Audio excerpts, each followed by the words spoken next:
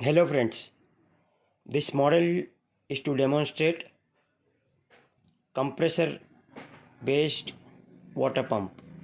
To assemble this model, we have taken a 12 volt compressor, one SMPS power supply 2 amperes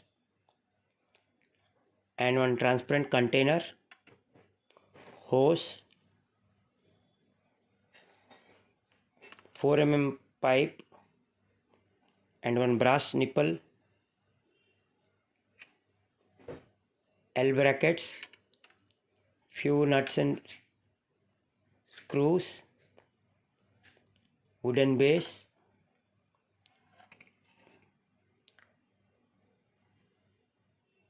now let's see the assembling. We have connected AC power cord to SMPS and 12 volt supply to compressor, and hose from compressor is connected to the container using a nipple and one elbow connector. Now let's see the working. Once we switch on the compressor,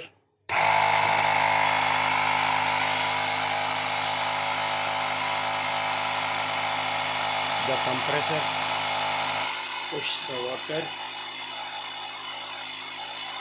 You can see the water coming out. Here the compressor generates air which is pushed inside this container,